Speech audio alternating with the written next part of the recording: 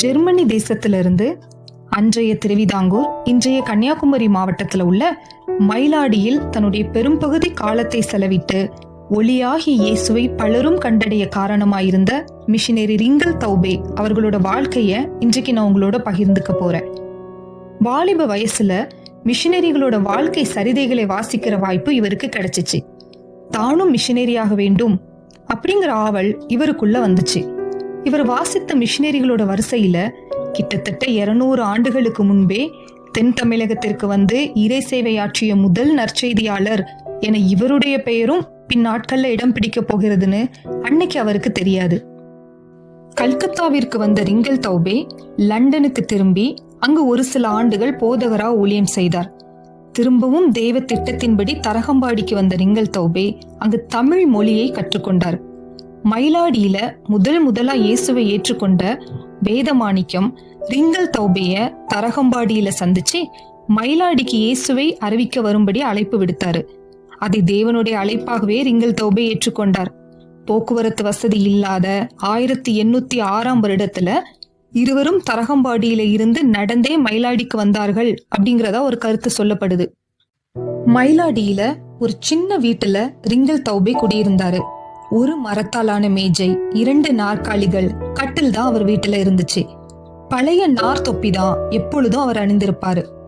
மயிலாடியில் இயேசுவை அறிவித்து வந்த ரிங்கல் ஞாயிற்றுக்கிழமை தோறும் வேதமாணிக்கம் அவரோட வீட்டுல வழிபாடு நடத்தினாரு. கிட்டத்தட்ட 40 பேர் தங்களோட இருதயத்துல இயேசுவிற்கு இடமளிச்சாங்க. ஆராதிப்பதற்காக அங்கு ஒரு ஆலயம் கட்ட விரும்பினாரு. அரசாங்க அனுமதி பெறுவதற்காக முயற்சி செஞ்சாரு. ஆனா அனுமதி அளிக்க வேண்டிய மன்னர் அந்த காலகட்டத்துல மறுத்தாரு. 3 வருடங்களுக்கு பின்னர் தேவ தயவினால அனுமதி பெற்று மயிலாடியில ஒரு ஆலயத்தை கட்டி முடிச்சாரு. தொடர்ந்து அருகில உள்ள பல இடங்கள்ல ஆலயங்களை கட்டி இயேசுவை ஏற்றுக்கொண்டவர்கள் தொழுது கொள்ள ஏற்பாடு செய்தாரு. ஏறக்குறைய 1100 பேர் இயேசுவை இரட்சகராக ஏற்றுக்கொண்டு ஞானஸ்நானம் எடுத்தாங்க. ஒரு முறை அவர் இறை பணி செய்து கொண்டிருந்தப்போ தன் அருகில் வந்த குழந்தைய தூக்கினாரு. கொஞ்ச நேரம் கழித்து அந்த குழந்தையை அவர் இறக்கி விட்டப்போ சாதாரணமா அது நடந்து சென்றது. அதை பார்த்த எல்லாரும் ஆச்சரியப்பட்டு அற்புதங்களை நடப்பிக்கும் இயேசுவை அறிந்து கொண்டாங்க. அப்பொழுதுதான் அவருக்கு தெரிஞ்சிச்சு அது கால் ஊனமுற்ற குழந்தைன்னு. இன்னொரு முறை கொடிய பஞ்ச காலத்தின் போது மழையே இல்லாமல் இருந்தது. பஞ்சத்தில் பாதிக்கப்பட்ட மக்களை பார்த்து விசாரித்தார். அவர்களோட நிலைமையை கண்டு வருந்தி வானத்தை பார்த்து மனமுருகி அவர் பிரார்த்தனை செய்தார். மழை உடனே பெய்ததை பார்த்த மக்கள் தேவனை மகிமைப்படுத்தினாங்க. எழுத படிக்க தெரிந்தால்தானே மக்கள் வேதத்தை வாசிக்க முடியும், இன்னும் அதிகமாய் இயேசுவை அறிந்து கொள்ள முடியும் என்பதை உணர்ந்த ரிங்கல் மயிலாடி ஆலயத்திற்கு அருகிலேயே ஒரு பள்ளியை ஏற்படுத்தினார். ரிங்கல் தௌபே மேல்நிலை பள்ளியாக அது வளர்ந்து இன்றும் பலர் கல்வி கற்று உயர காரணமாய் இருக்கிறது. இன்று பல பள்ளிகள் மற்றும் ஆலயங்கள் எழும்புவதற்கு காரணமாய் முதல் கல் எடுத்து வைத்தவர் ரிங்கல் அவர்கள்தான். பள்ளிகள் மட்டுமல்லாமல் ஒரு சில அநாத இல்லங்களையும் ஏற்படுத்தினாரு. ஏழைகளுக்கு ஆடைகளையும் நோயாளிகளுக்கு இலவச மருந்துகளையும் கொடுத்தாரு. தன்னுடைய சொந்த பணத்தை செலவிட்டு பல அடிமைகளுக்கு விடுதலை வாங்கி கொடுத்தாரு. நான் முகம் கோணாமல் கொடுப்பேன். ஏன் அப்படி செய்யறேன்னா கிறிஸ்து அப்படி செய்தாரு. உலகத்துல நான் எதை இழந்தாலும் அது கிறிஸ்துவுக்காகவே.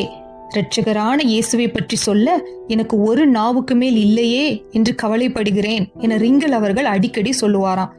எந்த அளவு தாகத்தோடு இயேசுவிற்காக அவர் பணி செய்தார் அப்படிங்கிறத இதுல இருந்து நம்ம அறிஞ்சுக்க முடியுது. ரிங்கல் அவரது சகோதரிக்கு எழுதிய 9 கடிதங்களும் அவரது சகோதரருக்கு எழுதிய 3 கடிதங்களும் தான் பணி செய்த ஸ்தாபனத்திற்கு எழுதிய 4 கடிதங்களும் தற்பொழுதும் இருக்கிறதாம். தன் சகோதரிக்கு இவரால் எழுதப்பட்ட கடிதத்துல ஒரு பக்கம் சோகம் இருந்தாலும் தான் ஒரு நற்செய்தியாளராக இருப்பதை குறித்து மகிழ்ச்சி அடைகிறேனே தவிர அதற்காக நான் வருத்தப்படவில்லை அப்படின்னு அவர் குறிப்பிட்டிருக்கிறாரு. சத்தான உணவு கிடைக்கல, அடிப்படை வசதிகள் இல்லாத எளிய வீட்டுல வாழ்ந்தாரு. உடல் உபாதைகளால மிகவும் அவதிப்பட்டு வர வர உடல்ல வலிமை இழந்து வந்தாரு. 1816 ஆண்டு மயிலாடியில நடந்த பிரார்த்தனை கூட்டத்துல தாயகம் திரும்புவதற்கான தனது முடிவையும் தெரிவிச்சாரு. உபதேசியார் வேத மாணிக்கத்திடம் தன் பொறுப்புகளை ஒப்படைச்சிட்டு கொல்லத்துல இருந்து சென்னைக்கு கப்பல் ஏறினாரு. கப்பல் மணக்குடிக்கு வந்ததும் தான் அவருக்கு ஞாபகம் வந்துச்சு. கடன் வாங்கியவர்களோட பெயர்களை சுவரில் எழுதி வைத்துட்டு வந்தது. உடனே கப்பலை நிறுத்துமாறு மாலுமியிடம் தெரிவித்து மறுபடியும் மயிலாடிக்கு திரும்பினார். சுவரில் எழுதியிருந்த கடன் கணக்கை அழிச்சிட்டு மீண்டும் மயிலாடி மக்களிடம் விடை பெற்று திரும்பினாரு. இன்றைக்கு நாம ரிங்கல் தௌபை போல பல ஆலயங்களை கட்ட வேண்டியதில்லை. பலர் நம் தமிழகத்தில் தேவனுடைய ஆலயமாக எழும்ப பொறுப்பாய் செயல்பட கடமைப்பட்டிருக்கிறோம்ல. எத்தனை பேர் நம் மூலமாக ஆலயமா எழும்பி இருக்கிறாங்க. நம்மில் ஒவ்வொருவனும் தன்னை குறித்து தேவனுக்கு கணக்கு ஒப்புவிப்பான்.